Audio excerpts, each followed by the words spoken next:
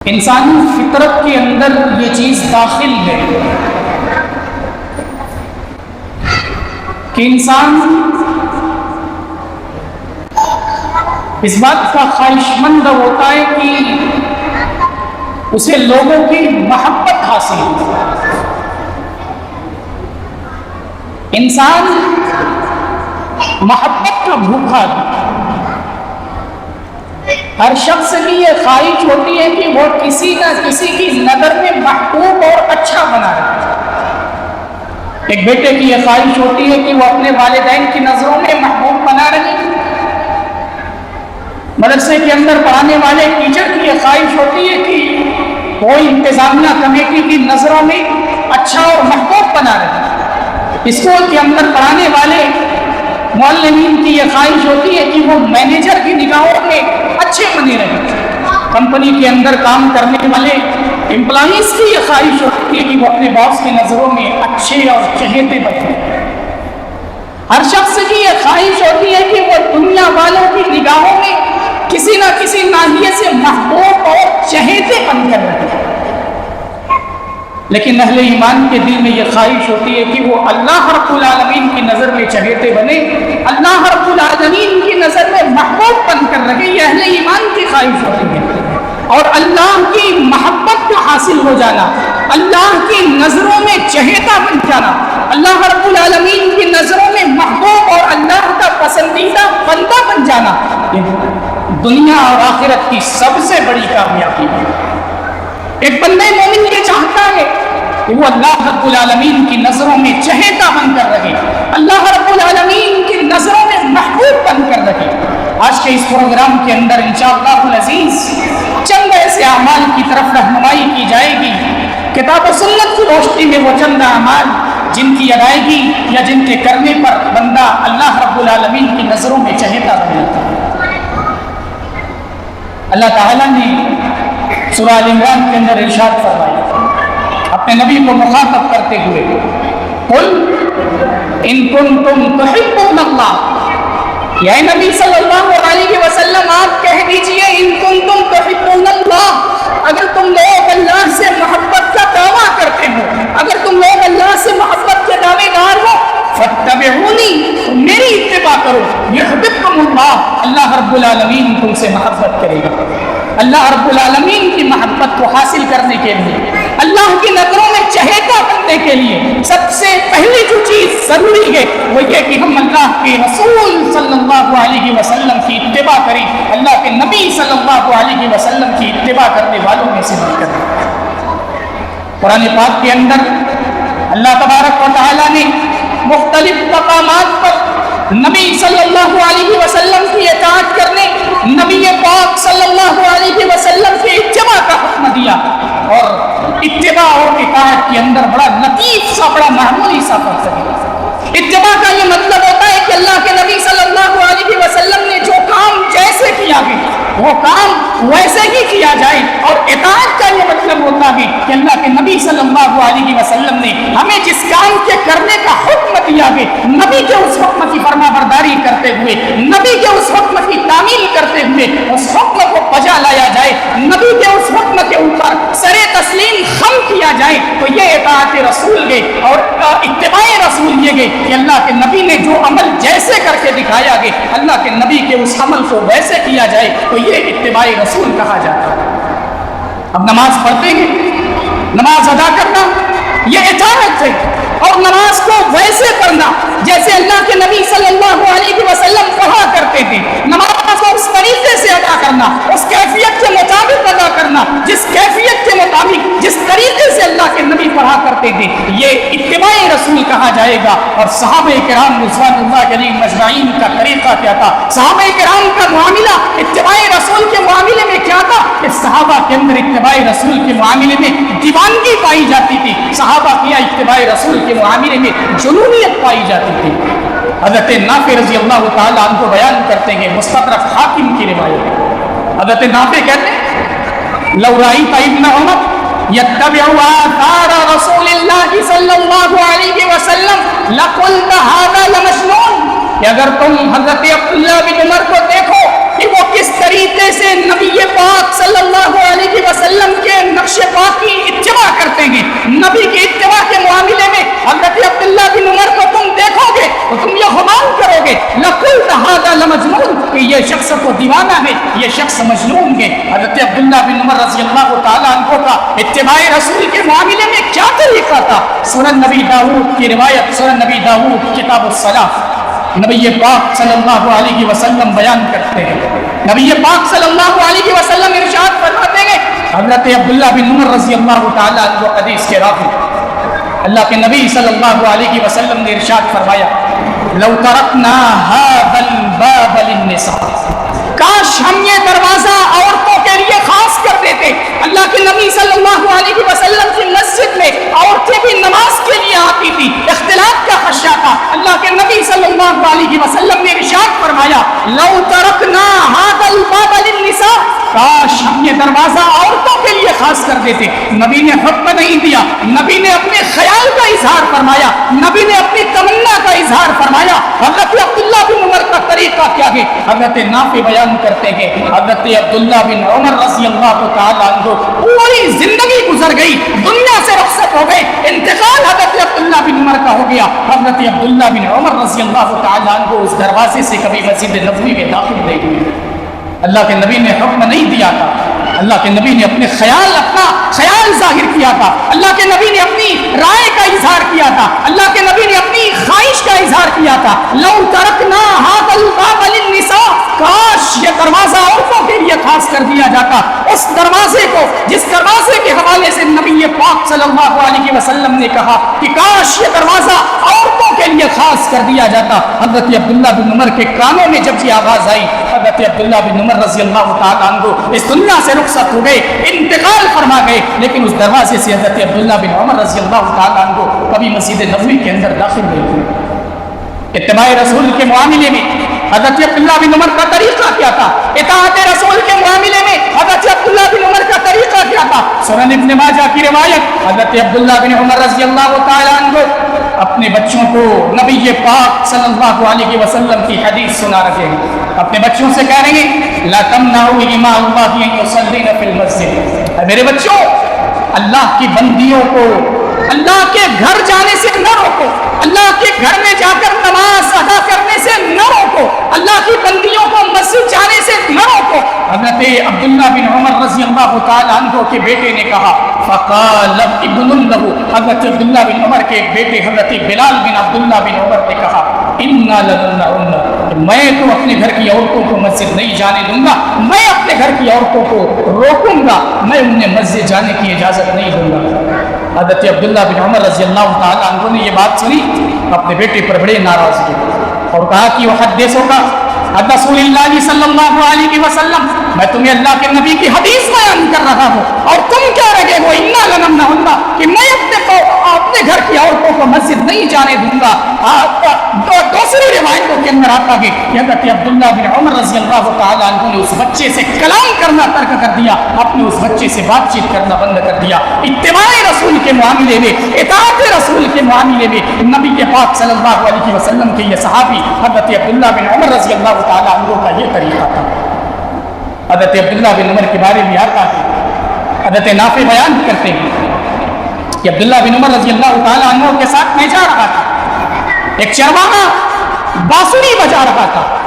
بانسری کی آواز حضرت عبداللہ بن عمر کے کانوں میں پڑی. حضرت عبداللہ بن عمر نے اپنے کانوں کے اندر انگلیاں ڈالی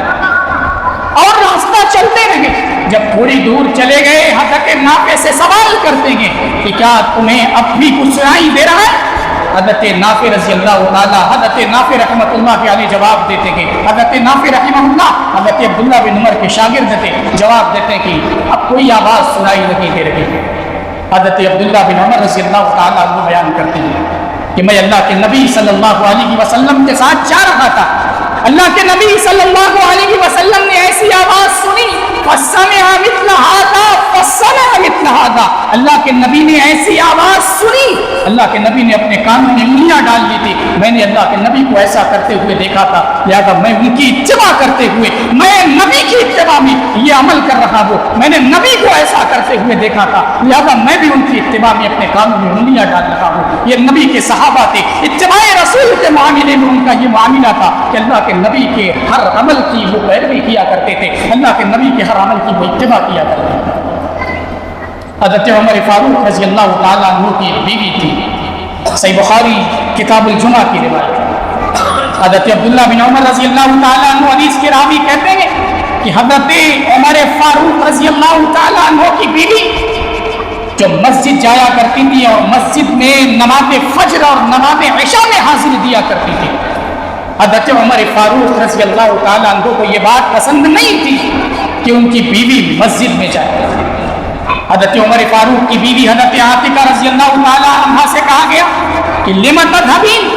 کہ تم مسجد کیوں جاتی ہو جبکہ تم جانتی ہو کہ حضرت عمر رضی اللہ تعالیٰ عنہ اس بات کو پسند نہیں کرتے. حضرت عمر رضی اللہ تعالیٰ عنہ کو غیرت ہے اس بات کے اوپر, وہ اس عمل کو پسند نہیں کرتے. حضرت عاتقہ رضی اللہ تعالیٰ عنہ نے کہا کہ حضرت عمر کو پھر کس بات میں روکا گے, وہ مجھے منع کیوں نہیں کرتے, انہوں نے مجھے کبھی کھلے لفظوں میں منع نہیں کیا ہے, مجھ کو منع نہیں کیا اس لیے میں مسجد جاتی ہوں. حضرت عمر رضی اللہ تعالیٰ عنہ نے کبھی مجھے منع نہیں کیا ہے. حضرت عاتقہ رضی اللہ تعالیٰ عنہ سے جن لوگوں نے کہا تھا جواب دیتے گئے اور کہتے گئے کہ حضرت عمر رضی اللہ تعالیٰ عنہ کو اللہ کے نبی کے اس قول میں روک دیا ہے, منعوا قول رسول اللہ صلی اللہ علیہ وسلم. حضرت عمر فاروق کو اللہ کے نبی کے اس قول نے روک رکھا گیا, لا تمنعوا اماء اللہ مساجد اللہ, کہ اللہ کی بندیوں کو اللہ کے گھر جانے سے نہ روکو. حضرت عمر فاروق کے سامنے نبی پاک کا یہ حق لگے, اللہ کے نبی کے سامنے حضرت عمر فاروق کے سامنے اللہ کے نبی صلی اللہ علیہ وسلم کی یہ حدیث ہے, اور حضرت عمر فاروق رضی اللہ تعالیٰ عنہ اس بات کو پسند نہ کرنے کے باوجود اپنی بیوی سے منع نہیں کر رہے کہ تم مسجد نہ جاؤ, بلکہ اس بات کو ناپسند ضرور کر رہے ہیں. یہ صحابہ کا طریقہ تھا کہ ناپسندیدہ وہ اس بات کو گرچہ ناپسند کرتے تھے, لیکن اللہ کے نبی کی اتباع کے معاملے میں وہ اپنی زبان سے حرف تک نہیں نکالتے. اتباع رسول, اللہ کے رسول کی اتباع کرنا, اللہ کے رسول کی پیروی کرنا اللہ کے نظروں میں محبوب اور چہیتا بننے کے لیے ضروری ہے. اور اس نبی کی اتباع کیوں نہ کی جائے, اس نبی کی پیروی کیوں نہ کی جائے. اور نبی جس کی عظمت کا کیا کہنا, جس نبی کی عظمت کا کیا کہنا کہ جس کی شان میں ذرہ برابر بھی بے ادبی کا شائبہ ہوا, تو اللہ تعالیٰ نے قرآن کے اندر آیت نازل فرمائی. اللہ تعالیٰ نے نبی کی عظمت اور شان کو بلند کرنے کے لیے نبی پاک صلی اللہ علیہ وسلم کی شان میں ذرہ برابر بھی گستاخی نہ ہو, اس بات سے نبی کو بچانے کے لیے اللہ تعالیٰ نے قرآن میں آیت نازل فرمائی, یا ایھا الذین آمنوا لا تقولوا راعنا وقولوا انظرنا. ایمان والو, راعنا مت کہا کرو, وقولوا انظرنا بلکہ انظرنا کہا کرو. صحابہ کرام رضوان اللہ علیہم اجمعین نبی صلی اللہ علیہ وسلم سے راعنا, راعی مراعات اس کے معنی ہوتے ہیں خیال کرنا, اللہ کے نبی سے کہا کرتے تھے راعنا, یہ امر کا صیغہ, اللہ کے نبی سے کہا کرتے تھے اللہ کے نبی ہمارا خیال کیجئے. اب یہودی بدماش اللہ کے نبی صلی اللہ علیہ وسلم کی شان میں گستاخی کرنے کے لیے, اللہ کے نبی صلی اللہ علیہ وسلم کی تحقیر کے لیے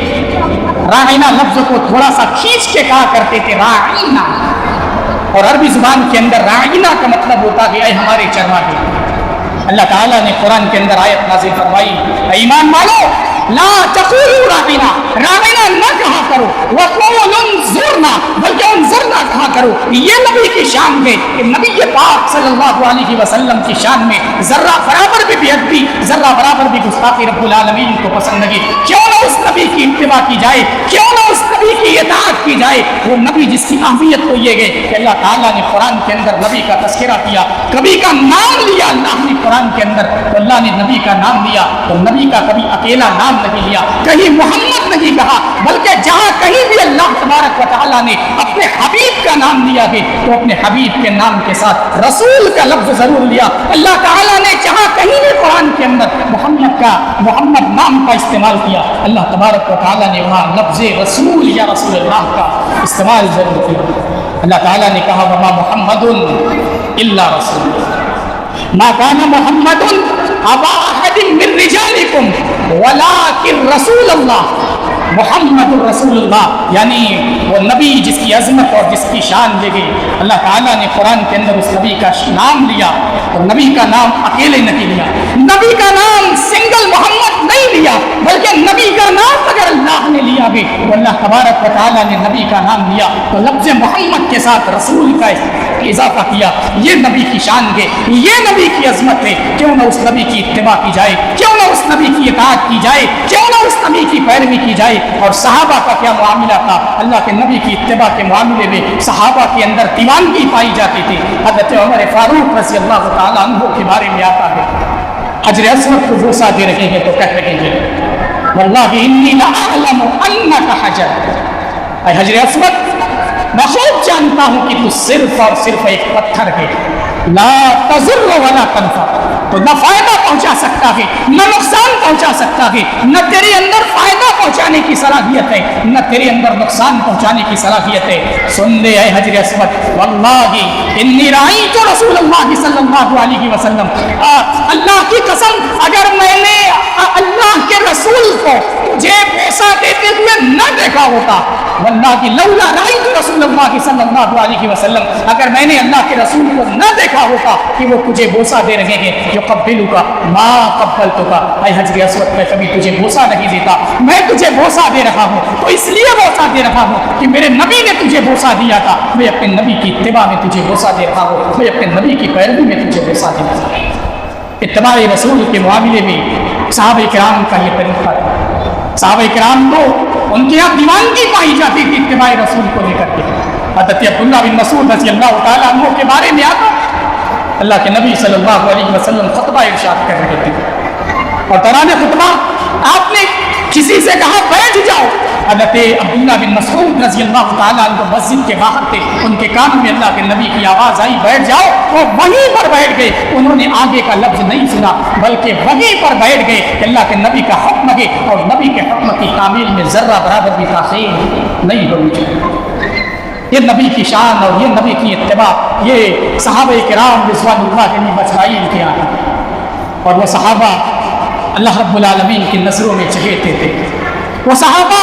اللہ کی نظروں میں محبوب تھے، وہ صحابہ اللہ کی نظروں میں پسندیدہ بندے تھے۔ اللہ تعالیٰ نے صحابہ کو رضی اللہ عنہم ورضوا عنہ کا خطاب دیا، اللہ کی نظروں میں چہیتا بننا ہے، اللہ کی نظروں میں محبوب بندہ بننا ہے، اللہ کی نظروں میں پیارا بندہ بن کے رکھنا ہے، اللہ کے رسول کی اتباع کرنی ہوگی، اللہ کے رسول کی پیروی کرنی ہوگی، اور رسول کی اتباع، رسول کی اطاعت، رسول کی اتباع کے بغیر، رسول کی اطاعت کے بغیر، رسول کی پیروی کے بغیر نہ تو کوئی شخص کامیاب ہو سکتا ہے، نہ دنیا کے اندر اس کو کامیابی مل سکتی ہے، اور نہ آخرت کے اندر وہ کامیاب و کامران ہو سکتا ہے۔ اس لیے اللہ کی نظروں میں اگر ہم محبوب بندہ بننا چاہتے ہیں، اللہ کی نظروں میں اگر ہمیں محبوب بننا ہے تو اللہ تبارک و تعالیٰ کے پیارے نبی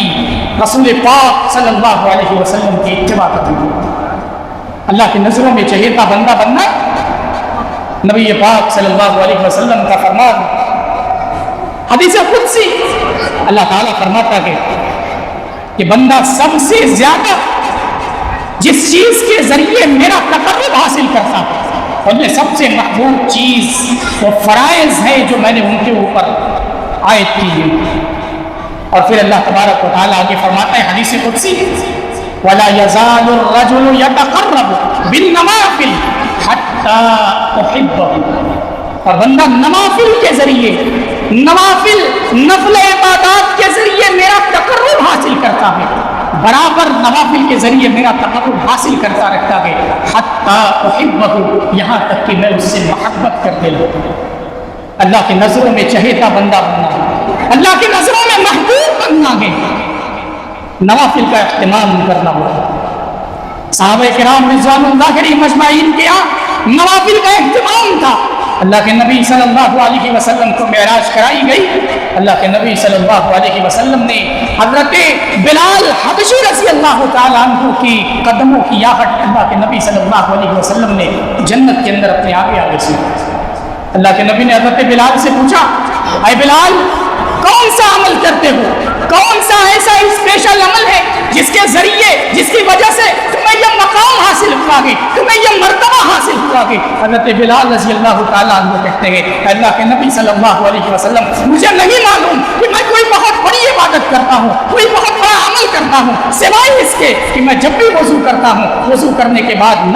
نوافل ضرور ادا کرتا ہوں. وضو کرنے کے بعد میں 2 رکعت 4 رکعت جتنی اللہ نے مجھے استطاعت دی ہے میں نوافل کا اہتمام ضرور کرتا ہوں. یہ نوافل ہیں جو اللہ کی نظروں میں نہ صرف چہیتا بناتی ہے، نہ صرف اللہ کی نظروں میں محبوب بناتی ہے، بلکہ یہ نوافل بندے کے لیے درجات کی بلندی کا بھی سبب بنتی ہے. اور اللہ کے نبی صلی اللہ علیہ وسلم کے بارے میں آتا ہے، اللہ کے نبی صلی اللہ علیہ وسلم بھی فرائض کے علاوہ نوافل کا کس قدر اہتمام کیا کرتے تھے. ام عائشہ رضی اللہ تعالیٰ عنہ بیان کرتے ہیں اللہ کے نبی صلی اللہ علیہ وسلم راتوں کو قیام کرتے تھے، بڑی لمبی عبادت کیا کرتے، راتوں کو عبادت کرتے، بڑا لمبا قیام کرتے، لمبا قیام. اور اتنا لمبا قیام ہوتا اللہ کے نبی صلی اللہ علیہ وسلم کے پاؤں میں سوجن آ جاتی تھی، اللہ کے نبی کے پاؤں میں ورم آ جاتا تھا. اللہ کے نبی سے کہا کہ اللہ کے نبی قد غفر اللہ ما تقدم من ذنبک وما تأخر، اللہ نے آپ کے اگلے پچھلے سارے گناہوں کو معاف کر دیا ہے، آپ اتنی مشقت کیوں اٹھاتے ہیں، آپ اتنی تکلیف کیوں اٹھاتے ہیں؟ اللہ کے نبی کا بڑا پیارا سا جواب تھا، افلا اکون عبدا شکورا، کیا میں اپنے رب کا شکر گزار بنتا نہ بنوں، کیا میں اپنے رب کی نگاہوں میں اس کا شکریہ ادا کرنے والا بندہ نہ بنوں؟ یعنی نوافل کا اہتمام نبی کے ہاں بھی پایا جاتا ہے، نوافل کا اہتمام صحابہ بھی کیا کرتے تھے، اور نوافل کا اہتمام وہی بندہ کر سکتا ہے، نوافل کے اوپر ہمیشگی اور نوافل کے اوپر مداومت وہی بندہ اختیار کر سکتا ہے جو فرائض کا پابند ہے. اور ایک دن کی نوافل، ایک دن کی نفل عبادات آپ کو اللہ رب العالمین کی نگاہوں میں محبوب نہیں بنا سکتی. اللہ کے نبی کی حدیث،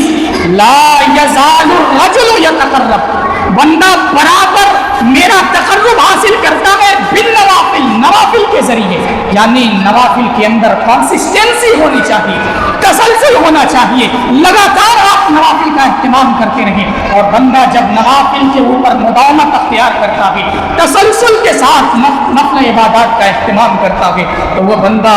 اللہ رب العالمین کی نظروں میں چہیتا بنتا ہے، وہ بندہ اللہ کی نظروں میں محبوب بن جاتا ہے، وہ بندہ اللہ رب العالمین کی نگاہوں میں اس کا محبوب اور اس کا پسندیدہ بندہ بن جاتا ہے. اللہ کی نظروں میں محبوب بندہ بن کے رہنا ہے. اللہ کی نظروں میں چہیتے کیسے بنے؟ اللہ تعالیٰ نے قرآن کے اندر ارشاد فرمایا،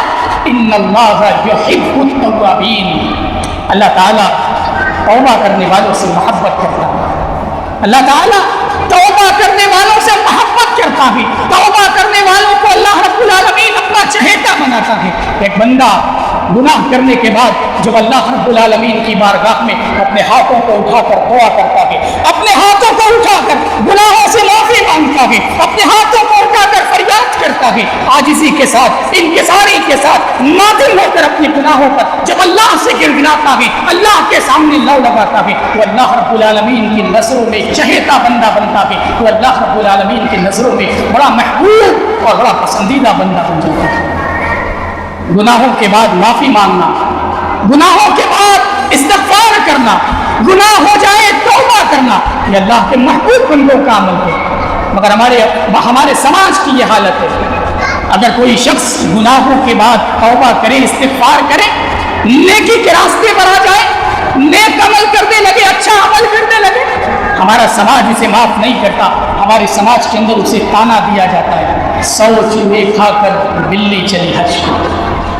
ایک بندہ گناہوں کو چھوڑ کر نیکی کے راستے پر آتا ہے، ایک بندہ گناہوں سے ہٹ کر اللہ رب العالمین کی طرف رجوع کرتا ہے، توبہ کرتا ہے، استغفار کرتا ہے. ممکن ہے اللہ اس کی توبہ کو قبول کرے، ممکن ہے اللہ اس کی توبہ کو قبول کر کے اپنے محبوب بندوں میں شامل کر دے. لیکن ہمارے سماج کے اندر جب کوئی گناہوں کو چھوڑ کر نیکی کے راستے پر آتا ہے، سماج اور معاشرہ اس کا جینا حرام کر کے رکھتا ہے.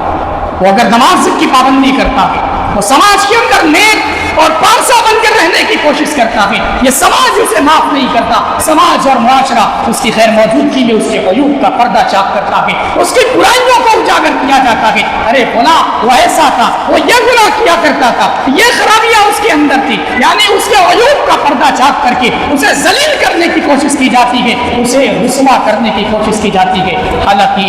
ایسا بندہ جو اللہ رب العالمین کی نظروں میں اپنے گناہوں کے بعد توبہ کر لے، معافی مانگ لے، اللہ رب العالمین کے نظروں میں وہ بندہ اللہ کا محبوب اور اللہ کا چہیتا بندہ بنتا ہے۔ نبی پاک صلی اللہ علیہ وسلم کے زمانے میں ایک عورت اللہ کے نبی کے پاس آتی اور کہتی اللہ کے نبی میں زنا کی وجہ سے حاملہ ہوں، اللہ کے نبی مجھے پاک کر دیجئے، میرے اوپر حد قائم کیجئے۔ شادی شدہ عورت تھی، اللہ کے نبی صلی اللہ علیہ وسلم نے اس کی ولی کو، اس کے سرپرستوں کو بلایا اور کہا کہ جب یہ بچہ پیدا کر لے پھر اس کو میرے پاس لے کر آنا۔ عورت نے بچہ جنا اور پھر اس عورت کو اللہ کے نبی کے پاس لے کر آیا گیا۔ اللہ کے نبی نے اس کے اوپر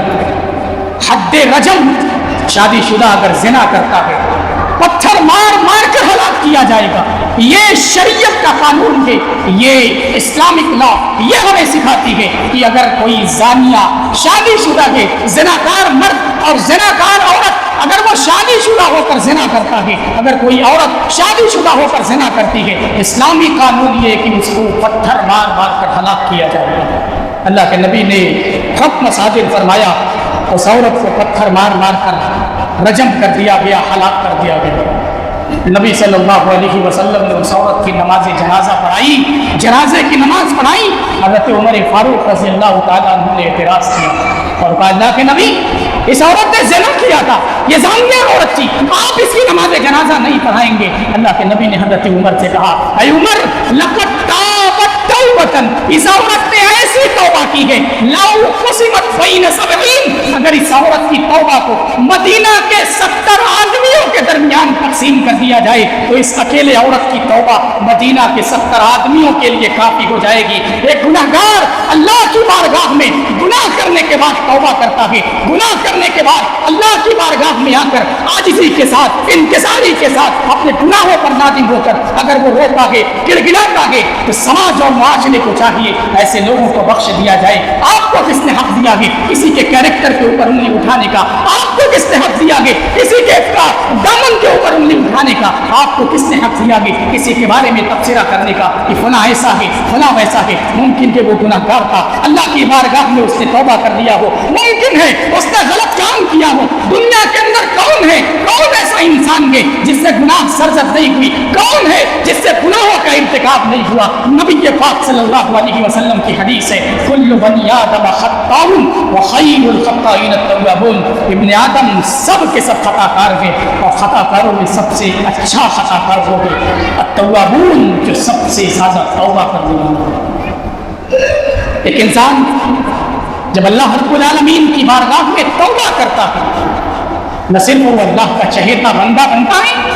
بلکہ اللہ رب العالمین اس کی گناہوں کو نیکیوں کے اندر تبدیل کر دیتا ہے۔ توبہ کا فائدہ اللہ رب العالمین کا وہ نہ صرف چہیتا بندہ بنا بلکہ اللہ تعالیٰ اس کی گناہوں کو نیکیوں کے اندر تبدیل کر دیتا ہے۔ اللہ تعالیٰ ارشاد فرماتا ہے من تاب وآمن وعمل عملا صالحا، جو توبہ کرے، ایمان لائے، نیک عمل کرے، فَأُولَٰئِكَ يُبَدِّلُ اللَّهُ سَيِّئَاتِهِمْ حَسَنَاتٍ، اللہ تعالیٰ کہتا ہے کہ یہی وہ لوگ ہیں جن کی گناہوں کو ہم نے نیکیوں کے اندر تبدیل کر دیا۔ توبہ کرنے والا جب توبہ کرتا ہے اللہ کی نظروں میں محبوب بنتا ہے، اللہ اس کے گناہوں کو نیکیوں کے اندر تبدیل کرتا ہے، اور اللہ رب العالمین توبہ کرنے کی وجہ سے قیامت کے دن جب وہ اپنے نام اعمال کو دیکھے گا، جب وہ اپنے صحیفے کو دیکھے گا، طوبیٰ لمن وجد فی صحیفته استغفارا کثیرا، ایسے شخص کے لیے بشارت ہے، ایسے شخص کے لیے طوبیٰ ہے جس کے صحیفے میں، جس کے نام اعمال میں کثرت سے استغفار۔ اور نبی صلی اللہ علیہ وسلم کا کیا طریقہ تھا؟ اللہ کے نبی صلی اللہ علیہ وسلم کس قدر توبہ اور استغفار کیا کرتے تھے؟ اللہ کے نبی کا ارشاد ہے یا ایھا الناس توبوا الی ربکم، اے لوگوں اللہ رب العالمین کی بارگاہ میں توبہ اور استغفار کرو. فواللہ انی لاتوب الی اللہ فی اليوم اکثر 70 مرہ. اور بعض روایتوں کے اندر آتا ہے کہ اللہ کے نبی صلی اللہ علیہ وسلم ایک دن میں 70 مرتبہ سے زائد، اور بعض روایات کے اندر آتا ہے کہ 100 مرتبہ سے زائد توبہ اور استغفار کیا کرتے تھے. نبی تو معصوم من الخطا ہے، نبی ایک دن میں 100 مرتبہ سے زائد توبہ اور استغفار کر رہے ہیں. ہم سے نہ جانے کتنی گناہ کی سرزد ہوتی ہے، ہم سے نہ جانے کتنی خطائیں سرزد ہوتی ہیں. انسان کو خطاؤں کا فتنہ ہے. ہم اپنے بارے میں یہ دعویٰ نہیں کر سکتے کہ ہم سے گناہیں سرزد نہیں ہو رہی، ہم سے خطائیں سرزد نہیں ہو رہی. ہر انسان خطا کار ہے، لہذا ہمیں توبہ کرتے رہنا چاہیے. توبہ کا دامن ہمارے ہاتھ سے چھوٹنا نہیں چاہیے. اللہ رب العالمین کی برگزیدہ شخصیات انبیاء کرام سے جب گناہوں کا ارتکاب ہوا، اللہ رب العالمین کی ان برگزیدہ شخصیتوں نے فوراً اللہ رب العالمین کے سامنے اپنے دامن کو پھیلایا، اللہ رب العالمین کے سامنے اپنے ہاتھ کو پھیلایا اور فوراً اللہ رب العالمین سے دعا کی. حضرت آدم علیہ السلام، حضرت حوا علیہ السلام، اللہ تعالیٰ نے منع فرمایا تھا فلاں درخت کے قریب مت جانا. شیطان کے بہکاوے میں آ کر جب اس درخت کے قریب گئے اور شجر ممنوعہ اس کے پھل کو کھایا، اللہ رب العالمین نے سزا کے طور پر جو لباس انہیں عطا کیا تھا وہ لباس ان سے واپس چھین لیا، وہ دونوں ننگے ہو گئے. اللہ رب العالمین نے پھر ان کو کلمات سکھائے. فَتَلَقَّىٰ آدَمُ مِن رَّبِّهِ كَلِمَاتٍ. مفسرین نے اس سے ایک نقطہ یہ بھی نکالا کہ اللہ رب العالمین کی طرف سے ہی توبہ کی توفیق ملتی ہے. توبہ کی توفیق بھی اللہ تعالیٰ ہی دیتا ہے. اللہ تعالیٰ سے توفیق کا سوال کرتے رہنا چاہیے کہ اللہ تعالیٰ ہمیں توبہ کی توفیق دے، ہمیں اپنے گناہوں پر رونے، اپنے گناہوں پر نادم ہونے، اللہ رب العالمین کے حضور رونے اور گر گرانے کی توفیق دے. حضرت آدم، حضرت حوا اللہ رب العالمین کی بارگاہ میں ہاتھ اٹھا کر دعا کرتے ہیں، ربنا ظلمنا انفسنا، پروردگارا ہم نے اپنی جان کے اوپر ظلم کیا ہے، وَإِن لَّمْ تَغْفِرْ لَنَا وَتَرْحَمْنَا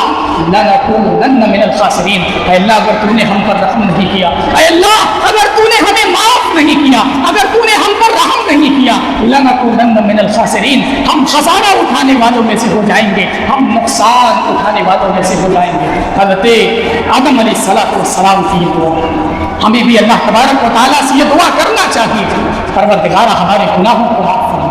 ہم سے کتنی گناہیں سرزد ہوتی ہیں، ہماری گناہوں کا تو کوئی شمار نہیں. ہم اگر اپنی روزمرہ کا، اپنی روزانہ کی زندگی کا جائزہ لیں، ہمیں اندازہ نہیں کہ ہم سے نہ جانے کتنی گناہیں سرزد ہوتی ہیں. ہم تو نیکیاں اتنی کرتے ہیں کہ اپنی انگلیوں پر شمار کر لیں کہ آج ہم نے نیکی کا یہ کام کیا، یہ کام کیا، یہ کام کیا. ہم نیکی کا اتنا ہی کام کرتے ہیں، اپنی انگلیوں پر شمار کر سکتے ہیں کہ نیکی کام نے یہ ہم نے یہ نیکی کا کام کیا،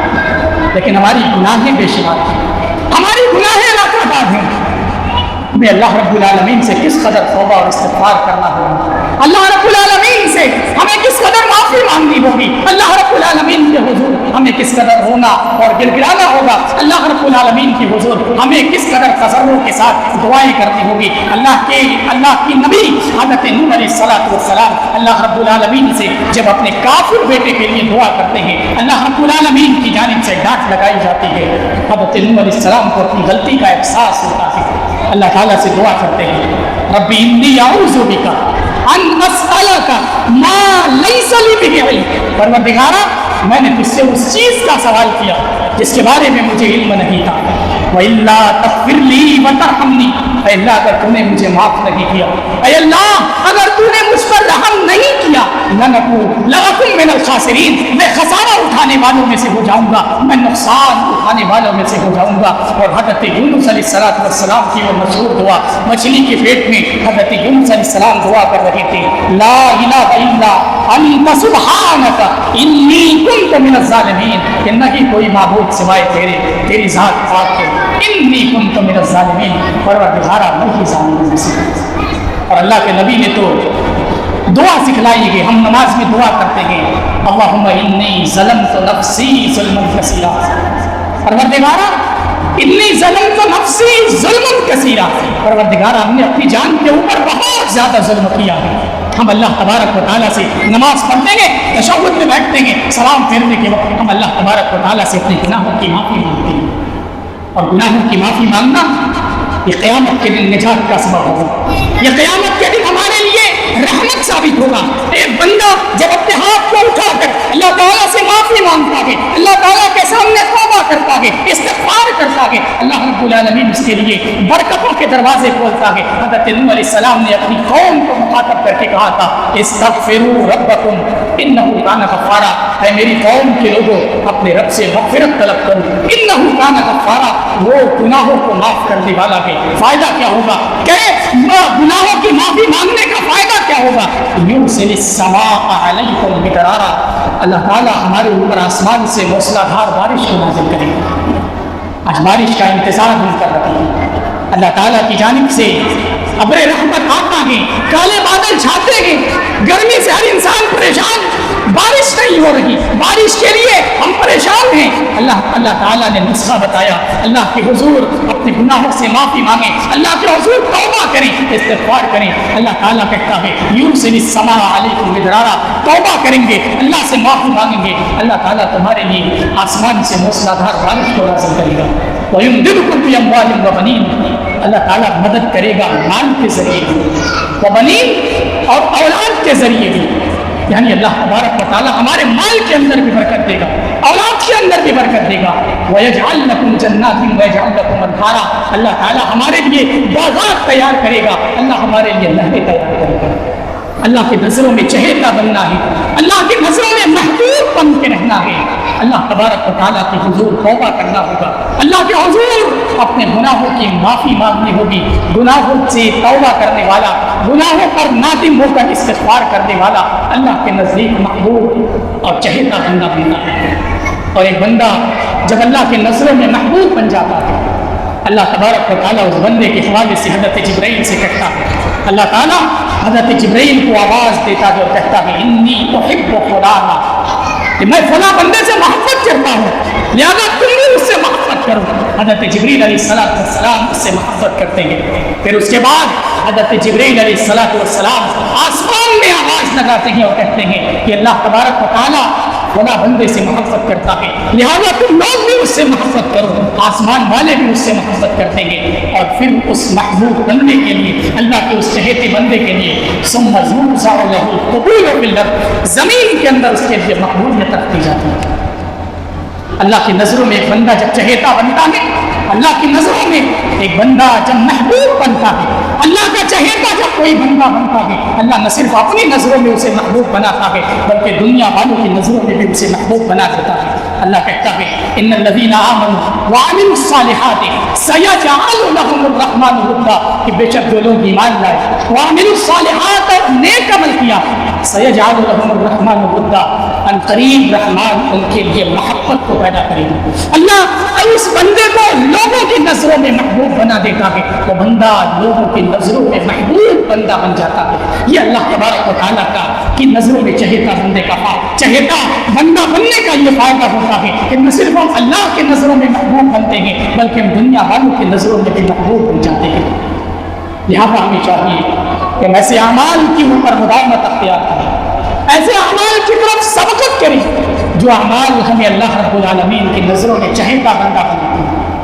جو اعمال ہمیں اللہ رب العالمین کی نظروں میں محبوب اور پیارا بندہ بناتے ہیں۔ آئیے دعا کرتے ہیں رب العالمین ہمیں ایسے اعمال کی توفیق دے جن اعمال کے ذریعے ہم تیری نظروں میں محبوب بندے بن سکیں۔ رب العالمین ہمیں جو مسلمان پریشان ہوئے ان کی پریشانیوں کو دور کرنا، رب العالمین ہمیں جو مسلمان بیمار کی انہیں شفا کاملہ عاجلہ عطا فرما۔